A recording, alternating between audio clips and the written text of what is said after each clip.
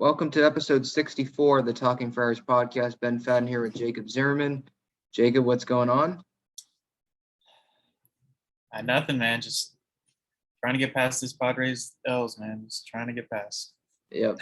So there's a lot to discuss today. We'll go into this Dodger sweep. Padres could have helped out the Giants. They didn't. We'll go into that. Talk a little bit about the Giants series. We're recording here on Friday night, so the Padre game just started. So First inning. We'll talk about we can preview the Giants series a little bit. MLB standings, last week of the season, and then there was a big article that came out today in the Athletic about the Padres front office, the way AJ Preller kind of goes about his business, and what the whole hiring was with Jace Tingler and why that happened, and a bunch of sourced things. There was brought up that Manny Machado could get rival executives thought he could be traded for to create financial flexibility. So we'll get to all that. Let's first start off with this Dodgers series. Again, the Padres, obviously, they get swept. They lose game one on Tuesday, 2-1. Pre-game, Stammen was placed on the IL, kind of had flu-like symptoms. Reese Kinnear was recalled. Tingler said pre-game that this would be Darvish's last start of the season. So that was a little disappointing, considering that you thought that Darvish would get to 200 strikeouts maybe if he pitched the Giants start. That ended up not happening. But as for the game, again, they lost 2-1. Trey Turner got the Dodgers, scoring going. He drives in Mookie with the RBI double in the left center gap. That made it 1-0. Pollock RBI double made it 2-0. Darvish was pretty solid. 85 pitches, so they weren't, going to totally push him. There's no reason to. He did walk 4, but he went 4 innings, just gave up those 2 runs in the first and the third inning. And the Padres did have their chances. In the top of the 6th, had a runner in scoring position with 1 out, and Fernando grounded into a double play. In the 9th, they had the game-tying run in scoring position with 2 outs, but Pham struck out on a pitch right down the middle from Blake Trinan. That came after Jake Cronenworth hit his 21st home run of the year down the right field line.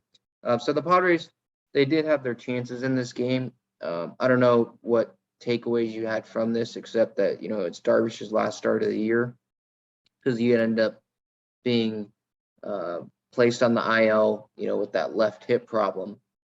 So I guess what were your takeaways from this game? Again, they had their opportunities, but they're facing Walker Buehler, and so it's hard. Runs are going to be hard to come by.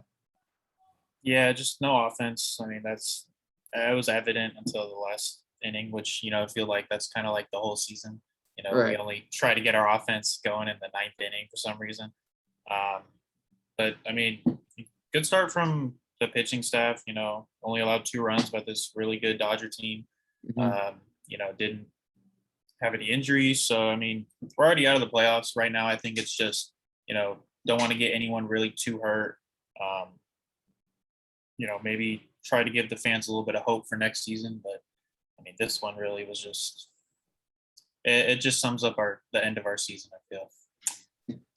Yeah, I'd say Wednesday definitely did. Tuesday, the Dodgers look like they found their wild card game starter. I personally would go Buehler, just because Scherzer's record and 1-game playoff games hasn't been great. I look back to the wild card game in 2019 against the Brewers when he was with the Nationals. He kind of struggled there.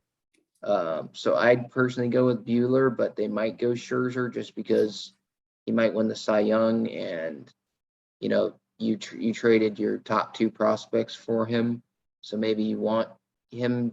If you're going to ride or die, you go with the guy that you made a big deal for at the deadline. I don't know what the pitching rotation looks like, but Scherzer did start Wednesday, so I think they would go Buehler in the wild card game because Buehler, pitched the day before Scherzer did. But that's really the takeaways. They fell to below 500 with that loss.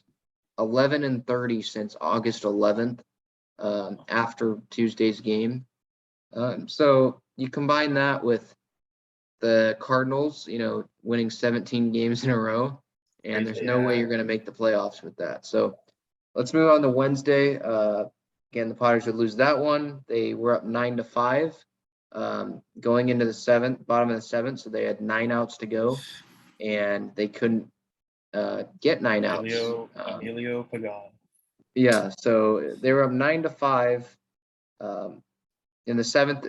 I mean, there's no really reason to talk about how they scored the 9 runs because they ended up not winning. I mean, Manny hit a 2-run home run, made it 5-3. That was his 28th home run of the year.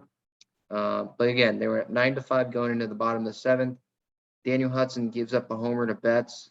Okay, all right. I mean, big deal. I mean, it's still a home run. You're still up 3, right? You think, okay, you should be able to still, win the game. You're up by 3. That's 1 home run. It was a solo home run.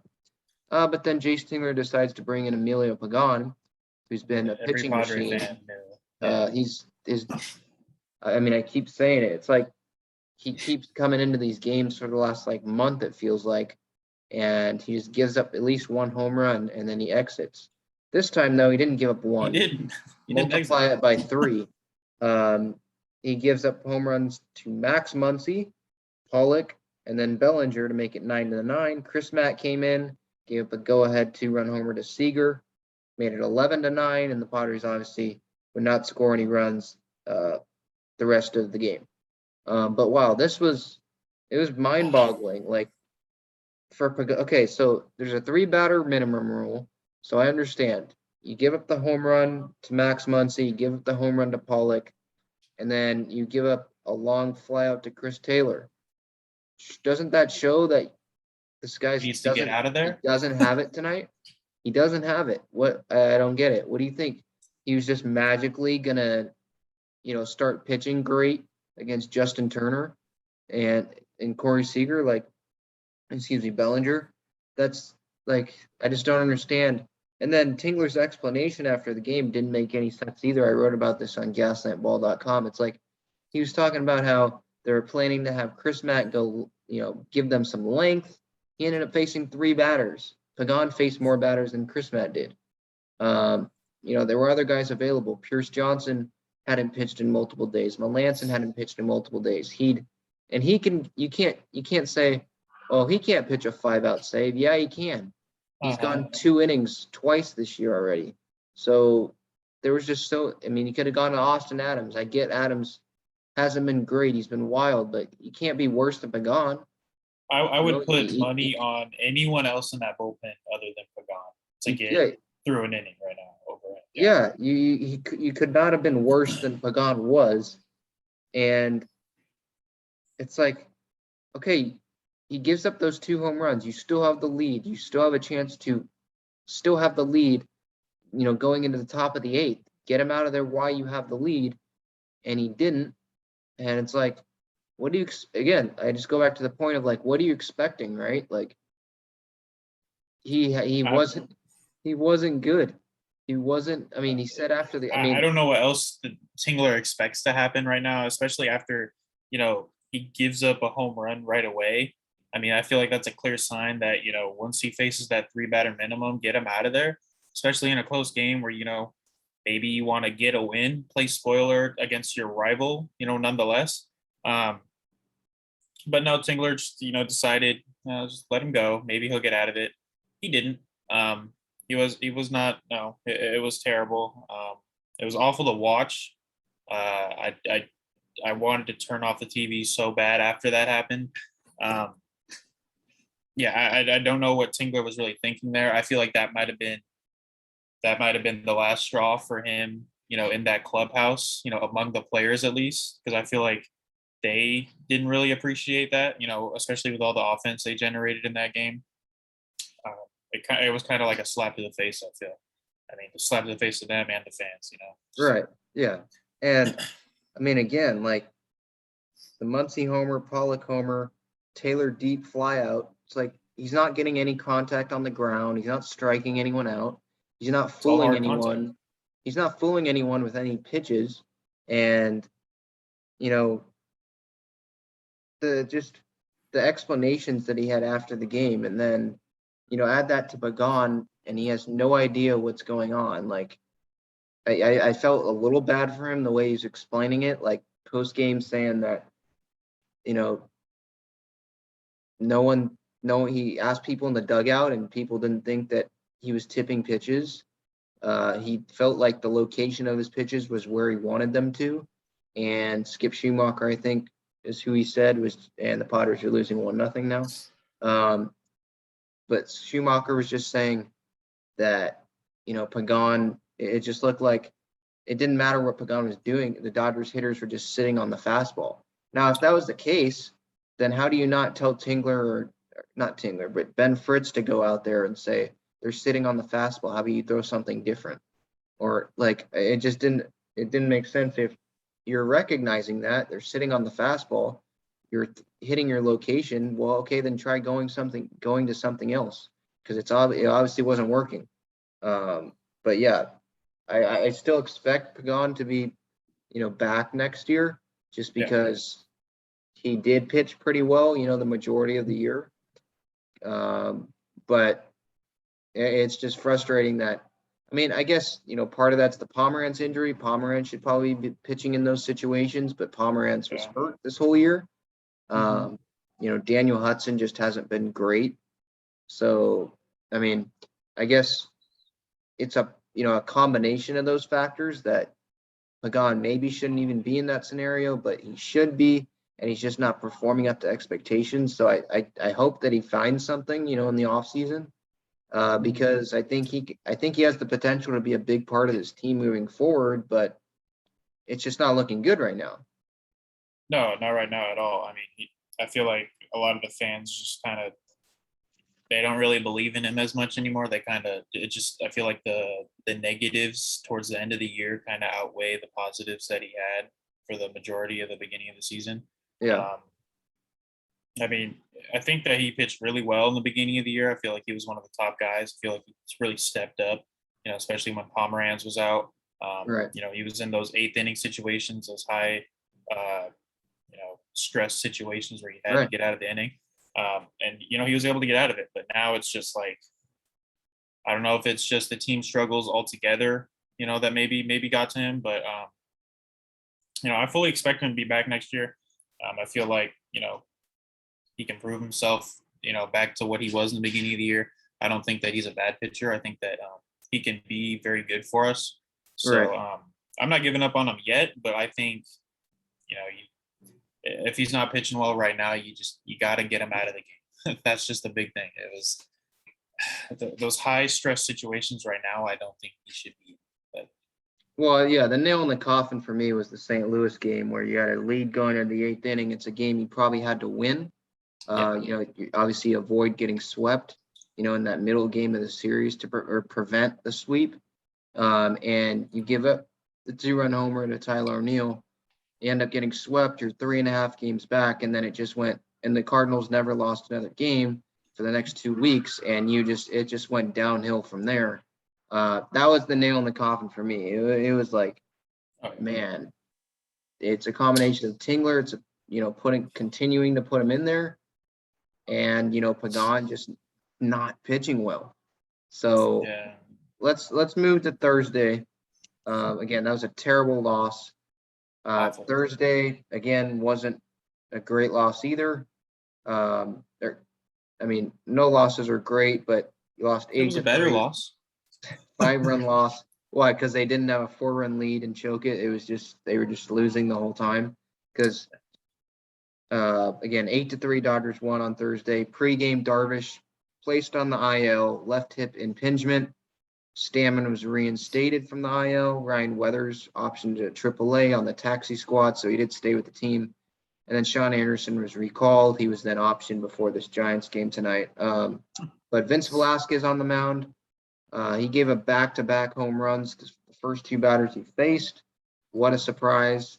Preller relying on a guy that got released by the Phillies for a reason. No, we'll pick him up because we have no choice, because we didn't pick up anyone at the deadline. So it was just didn't make I mean, it's you go into games with Vince Velasquez starting or Jake Arrieta. It's like, well, I mean, what are you expecting? Like, okay, he gives up two leadoff home runs in the first inning. I mean, and then he settled down. It was like the St. Louis start where a Yeah, he rocky always does start, that. Yeah. and then he went like 10 straight, without giving up a base runner. So it's those peaks and valleys, and you just hope the valley doesn't go for too long and it's Yeah. solo home runs because it's going to happen. But before we kind of get to the rest of the game, I mean, Darvish, it was kind of, I have to say, it's a little bit of a disappointing year, considering the way it started. Matt Vasgersian was on the podcast and he was talking about how there's no other guy in the league. He literally said this. There's no other, something to the effect of this. There's no other guy in the league I'd rather have on the mound, in a game 7 type situation than you, Darvish. And I was like, wow, really? Like over DeGrom, over Scherzer, over Bueller, over Woodruff, over guys like that. It was like, yeah, no, Darvish is the guy that I would want. And so the way it started, and then now, since the All-Star break, just the hip, the back, giving up 7 runs, 4 home run or 8 runs, 4 runs, 4 home runs to the Giants. That one start, he just was not solid, and that was the theme. That was the theme. Just pretty much for the rest of the rotation, the rest of the way, you just didn't get consistent innings, and then when you did, like out of guys like Blake Snell, he gets hurt. So what are your takeaways from Darvish's 2021 season, first year in a Padre uni? I feel like it was a little anticlimactic, because the beginning of the year, he was top 2 in that Cy Young conversation. It was him and DeGrom, and both players got hurt. Now they're both really out of it. It seems like, but Darvish, I think, I don't know. I keep thinking that it's just the overall, theme of the team. Everyone. I feel like the whole team just kind of after that All-Star break just went downhill. Everything just went downhill. It just it was disappointing. He was great though. I think that there's no doubt about that. He was our ace this year, besides Joe Musgrove. But I think if he can stay healthy, I think that he's great. Because he did get hurt. We can make a little excuse there for him, but yeah, just anticlimactic. Was hoping for a little more. Was really hoping for a Cy Young there, because that was just the expectations really after that beginning of the year that Cy Young would be especially or with at least top 2. Yeah, especially with how Snell, wasn't pitching well at all. You had Darvish, actually fulfilling, the trade, the why Preller made that move. He was fulfilling that, obligation to pitch great, and Snell wasn't. You had Darvish and Musgrove up there. You had Paddock at some, points during the year. You had Weathers pitching well against the Dodgers. So it was like, all right, well, the Snell trade isn't looking good, but at least the Darvish one is. So yeah, disappointing. I have to say it was disappointing. Obviously I liked what I saw when he was healthy, and he's not going to tell us this. Obviously we don't know how much of effect that the injuries had. But because he is getting older. Well, he's getting up there in age. Yeah. So yeah, I'd say it was a disappointing year, just the way that it ended, injury wise, because just the high expectations that we had, and it doesn't really matter at the end of the day, right? It doesn't matter injuries. It doesn't matter if it was just, just not pitching well. At the end of the day, he just didn't pitch. He just didn't, the numbers weren't there in the second half of the season. So hopefully he can, get healthy.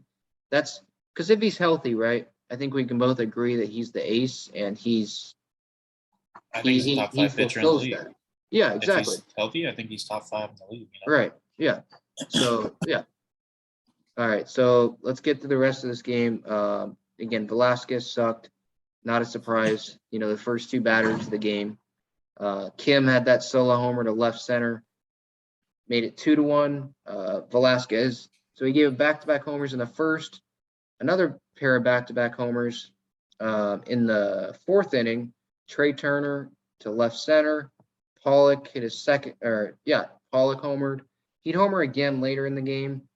He is just Padre killer, absolute Padre killer. So I can't wait to not see Pollock against us for the offseason because, I mean, the Petco Park series, where they got swept, robbing the home run, hitting I was there at Petco in 16 innings when he hit the home run to center. It's like, dude, can you stop killing us? I mean, at least if it's Mookie, it's like, okay, he's the best player on the team. Yeah. But Pollock, I mean, he's a good player, but he's not viewed as a superstar. It's like, all right, well, it's like a Charlie Blackmon. Like, come on. So. Oh, yeah, that's true. Let's see here. Dodgers added 4 more runs, including a Seager. So Pollock didn't homer twice. That was the night before. Seager hit his second home run of the game to, lengthen the lead. And, the positive out of this game, obviously they lose by 5 runs, but Fernando. Oh, yeah. Bomb. What was the like length? I'm trying to look up the length of the home run. Was it 467? I feel like it was smaller than I thought it would be. Yeah, I have 467 feet that literally went out of the stadium. It hit the top roof or whatever and way in left field. And so now he gets to have a plaque at Dodger Stadium. I don't know if you saw this, but everyone that hits it, I think, out of the stadium, like onto the plaza beyond left, they get like a plaque with their name and distance on it. So like Willie Stargell, he's done it twice. Tatis was like the 5th player to do it. Stanton did it. Stanton hit one. Crushed one. Yeah, I remember that one. Someone on the Cardinals did it too. I forget the other. McGuire? Or was it his dad? I don't think so. But no, his dad hit the 2 grand slams, but no, not. That's what it didn't go out. No. But wow, hit it out of the stadium. I mean, when Fernando makes contact like that, it's gone. Like I knew it was gone, but then to see it just keep going and the camera kept going up, and you look for it to land, and it just bounces over the left field, whatever you call it, the roof, way down in left field. I mean, that was the highlight. That's going to be the highlight of the last couple of weeks. I mean, his 42nd home run of the year. Leads the National League, obviously. I think he's the NL MVP. I mean, we can discuss this, after the season ends and when the final stats are in and all that, because we're not in the playoffs, so we'll have plenty of time to discuss that. But neither are the Phillies. Yeah, so, or the Nationals.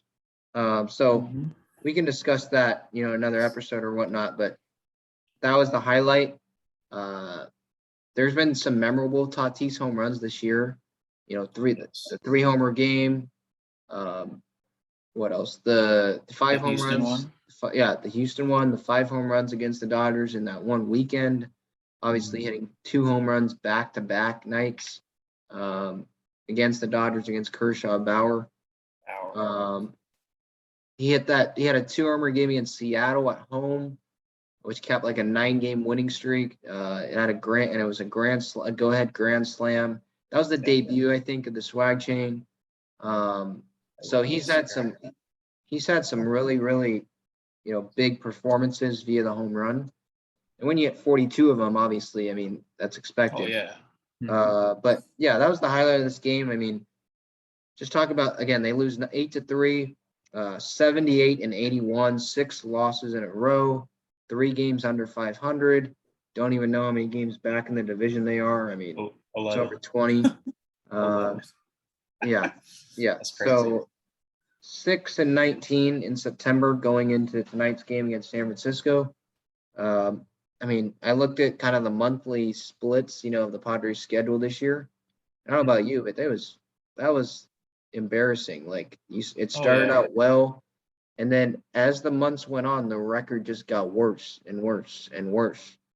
So it's one of those things where I just keep pointing. I don't know about you. I mean, you can give your thoughts on that, but like, what are you expecting when your record gets worse by the months? Your chances of making the playoffs are obviously going to get worse too and evaporate like they have.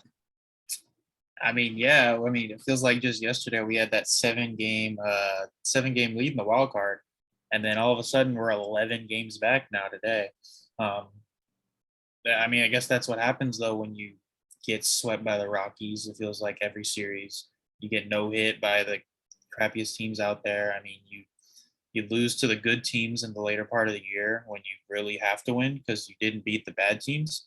Yeah. I mean, pitching was terrible, and the bullpen at least. I mean, the starters were. It seemed like the starters got better. I mean, at least with Snell. Right. I mean, the bats obviously slowed down big time. I mean, our only trade deadline acquisitions were, I'd say, disappointments. I don't know what you would say, but I'd say they were Kind of felt, disappointments. yeah, Daniel Hudson. I mean, I liked Hudson, but then he just didn't perform. So you Mhm. can't really say that was a great move because you did give up Mason Thompson, who looks pretty good. Mhm. Adam Frazier, yeah, I loved it at the time, an all-star. But I thought that was because they had another move, for trading Hosmer because he just didn't fit. Like, what do you so you say you're going to put him in left field, and that only happened a handful of games. You put him at second, Yeah. and so then Hosmer's on the bench, and then that creates everything in the clubhouse.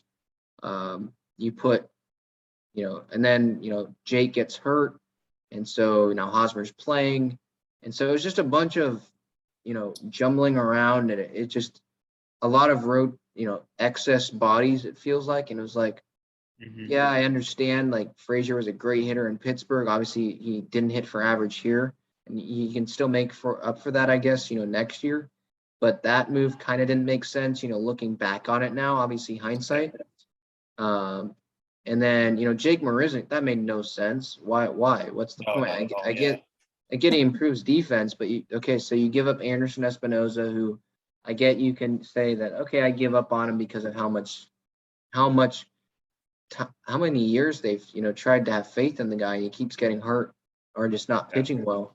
But you give up him, who I think has a chance to be a quality pitcher, for a guy that he's a free agent now, and he doesn't provide any power.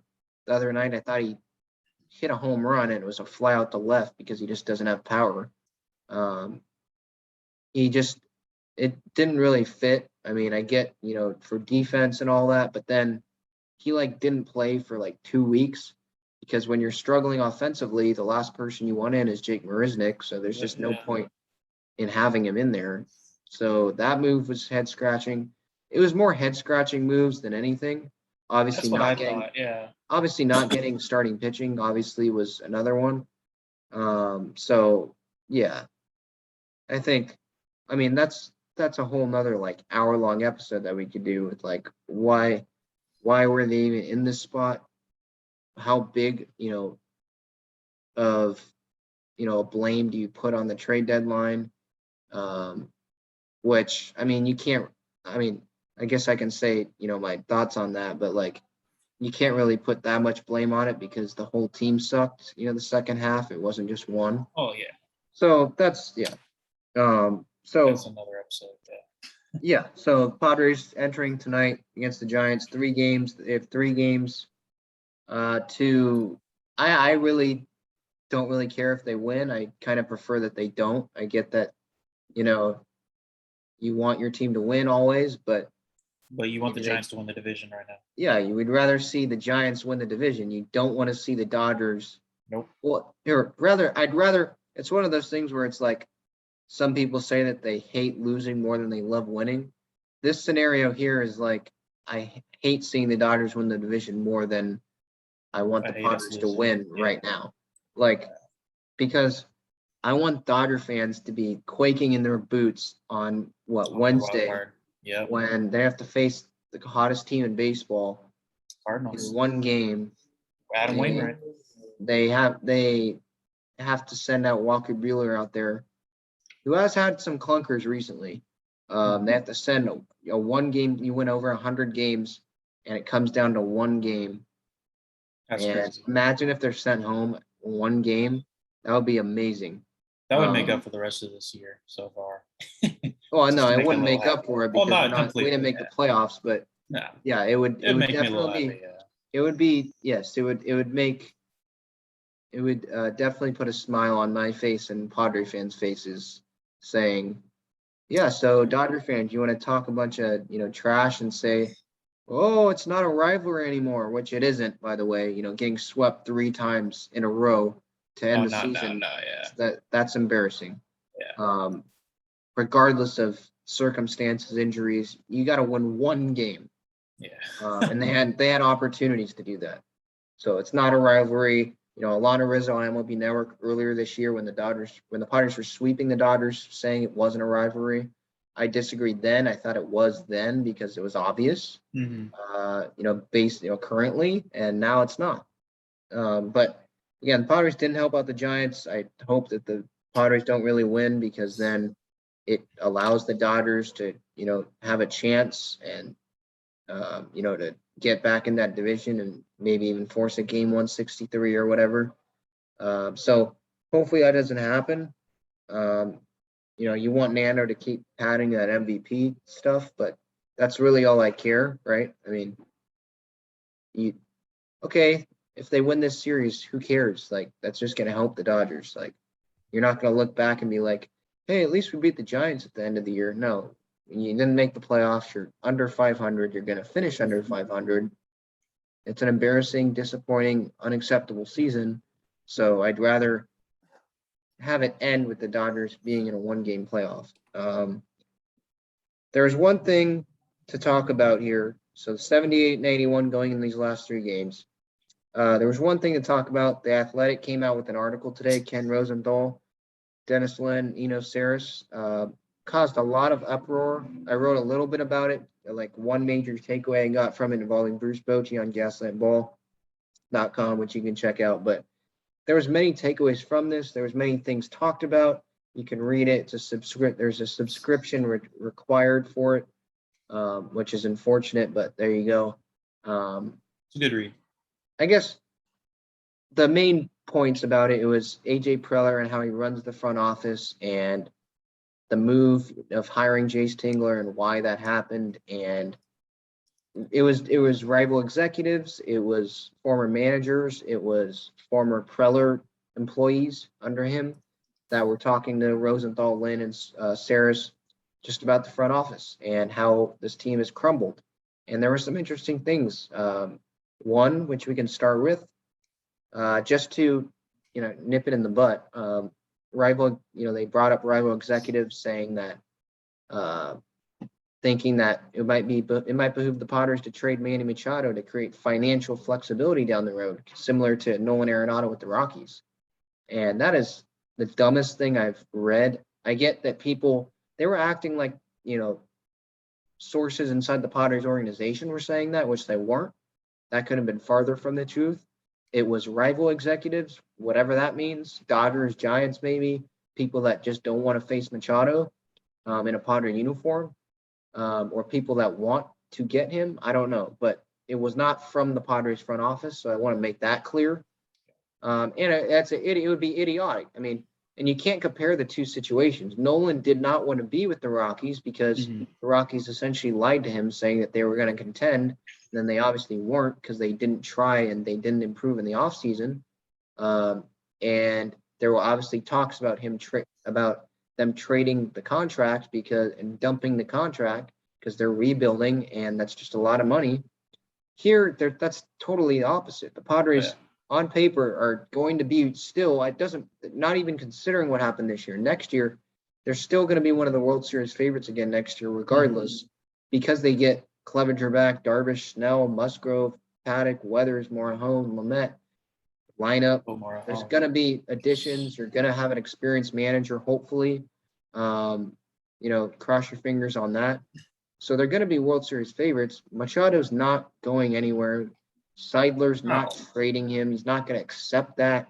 There's no way. If Preller goes to Seidler and says, hey, I think we should probably trade Machado, Preller's getting fired right on the spot. I would fire him on the spot, yeah. Seidler gives up $300 million for that to happen. That's sorry, it's not happening. Yeah. Yeah. And Machado's he was performing like an MVP this year. So sorry, it's not happening. Yeah. So nip that in the butt. That's not happening. Another major point, a former MLB manager was telling in the article that there was no way that Bochy was going to come here. He's one of the, big names that Padre fans want, experienced manager, Hall of Fame manager, 3 World Series, former Padre backup catcher, former Padre manager. Obviously lives in San Diego, so that there's connections there, and he was leaving the door open that I wrote about a couple weeks ago when he spoke to Barry Bloom. So the MLB manager is just saying there's no way that Bochy is gonna, deal with AJ. Now, for context, what they're meaning by that is because AJ was described in this article as a micromanager and someone that kind of wants yes people, and that's what we thought when he hired Tingler. Is he wants yes people. He wants people that aren't gonna, talk about his weaknesses and point out his weaknesses. He wants people that are like-minded, and so or people that just will go along with whatever he wants, and that feels like that's what it feels like is what Tingler has done, and that obviously hasn't worked out. So that was another takeaway. Do I believe that former big league manager that Bochy won't come here? I don't. Just because I think it wouldn't be. I mean, I still don't believe that Bochy's going to come here, but the fact that he wouldn't come here because of Preller, I don't really buy that, because all it takes is a conversation between Preller and Bochy and Seidler all in the room, and just Preller looking at Bochy right in the eyes and saying, "Hey, I'm not going to micromanage you. You're a Hall of Fame manager. You get total control of the lineup. We'll give you information on analytics and guys who we think should, be in the lineup. But at the end of the day, if it's not the lineup that we want, we will not come and say, change the lineup." Yeah. I think that's all it takes. You get full control of the locker room. People will have your respect as you enter in that clubhouse. Instantly. Yeah, instantly. That's why, I mean, that's the root of this. People just don't, Tingler just doesn't have credibility. He doesn't have control of the locker room. Players some of them didn't want him to start off with. So, no, I don't believe that Bochy's not going to come because of Preller. All it takes is a quick conversation. Hey, look, you get total control. Yes, I made a mistake probably in the past by not bringing in an experienced manager. Probably forcing things a little bit too much. I'm not in the front office, obviously, so I don't know, but that's what it sounds like. And all it takes is, okay, you get full control. I will stick to the roster construction, and that's that, right? I mean, that's all it takes. I mean, yeah, I think, Preller's brought in 2 first-year managers in a row now, with what was it, Andy Green and then Jay Singler now. I mean, the Jay Singler one was a head scratcher for me, just because you think about it and you're like, you looked at the other options. There was, I think John Madden was there, or not John Madden, Joe Madden at the time was a candidate. There were some other candidates available that I thought were more qualified. Ron Washington, I thought he Ron was Washington, exactly. Some people are even saying him now. Yeah. Yeah. Well, yeah, I think that. Yeah, I'm a Buck Showalter guy. I think he's watching him on MLB Network, and the fact that he knows Manny, and he's one that will earn instant respect when he walks in the room.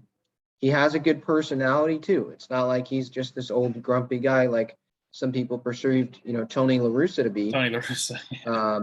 No, he has a personality. He knows what he's doing. And on MLB Network, I mean, I've fallen even in more love with Buck Showalter. He's the guy I'd go with. But I guess you have to obviously, assume that he's interested in it. So Buck Showalter is the guy I would go, but Ron Washington is the second guy I'd go with. Obviously, I just think we need an experienced guy. I feel like that's what we need right now. Yeah. I don't think we need another first-year manager. I think we need a guy that's got some experience on, in the manager position where, he's got some credibility, I feel. I don't think we I don't think we can really afford another first-year manager. Yeah, in our first- Bochy's like the dream, right? But I'm not even considering him No. because he's retired. He's gonna be in the Hall of Fame in a few years if he just keeps being retired. And I think that going out with the Giants was the way to go. So that's that was just I was just gonna I'm not even considering him right now. So that's like a pipe dream. So Showalter's my guy. But again, this article, it just revealed things that I was suspicious of, him hiring a yes man with Tingler, just kind of micromanaging the reshuffling of the front office. Maybe Sangini was one of those guys that didn't, perfectly align anymore with Preller's thoughts, and so he was gone. And he moved around his friends, Chris Kemp and guys like that, for him to, just be closer to him, and Mark Connor to be a special assistant, guys that, think the same way he does. He moved them closer to him and kind of pushed people away that don't think the way, or, they want to point out his weaknesses. And I think that's a problem. Do I think that it's important to have people in the front office that are like-minded? Of course, because you want to have continuity. You want the same plan, right? You want to be on the same track plan-wise, but there are different perspectives in a room that doesn't seem like really in the Padres room, but in other organizations, I'm sure, where it's healthy back and forth conversations and they make better decisions in the long run because there are different perspectives. Your thoughts on that? I mean, yeah, I think that's what you need really in any business. You think, I mean, you need guys that can bring in, different viewpoints, different ideas here and there. You don't just need a guy like, let's just say, for example, AJ Preller in this case, that Right. he's the yes man, or he's the guy that's hiring all these yes men that are just agreeing with him, and they come up with this mutual decision, as some people you could see it as, and you don't have people that are contributing to a conversation. Well, what about this? Well, have you thought about that? Kind of thing. It's kind of just like in everyday life. You need like different viewpoints to come up with a better idea solution to the problem. I know that Tingler had a really good year last year, with that short season, but that's just a small portion size, and then he had this kind of flop towards the end here, and you see all his interviews and stuff. It feels like he's just saying the same thing over and over. I feel like there's, he's just saying, well, there's this, you gotta take away Dude, the if I hear the word battling one more time, I'm gonna punch my.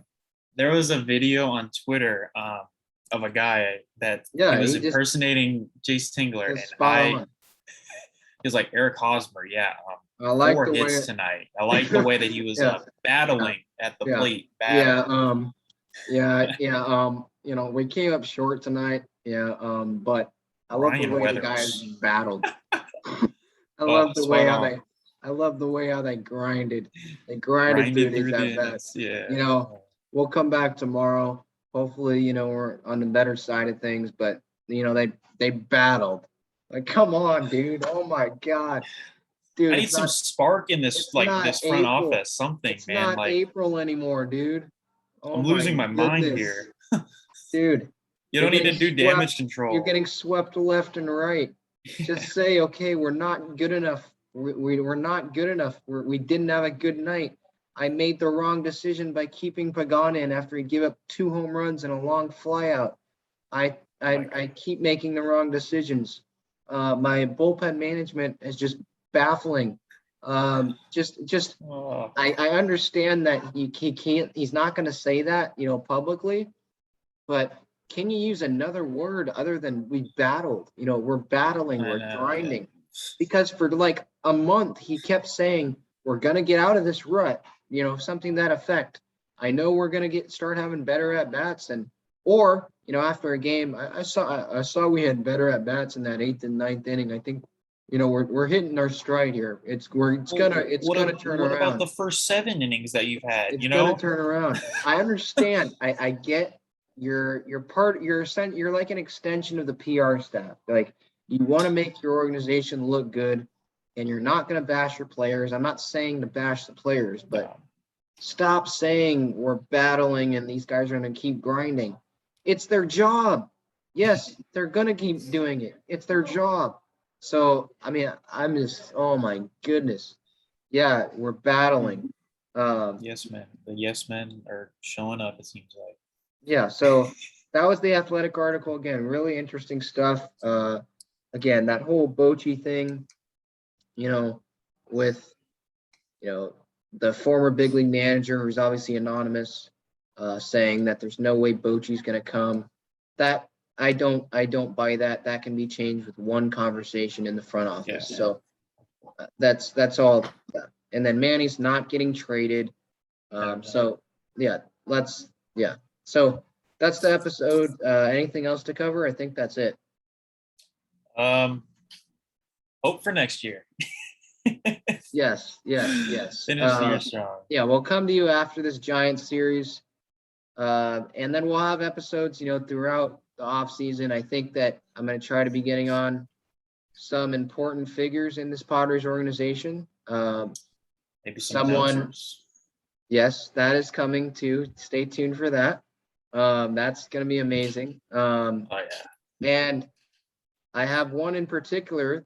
I'm not going to reveal his name yet, but I have one guy in particular in the Padres organization that has a lot of power that I talked to earlier this year, that said that he might be interested in coming on when the season's over, because he doesn't do this type of stuff during the season. Well, the season's about to be over, so we'll see if that works out. And if so, he's going to be asked a lot of questions. Oh yeah. There's It's gonna be a long episode. A lot to be discussed. So this has been episode 64.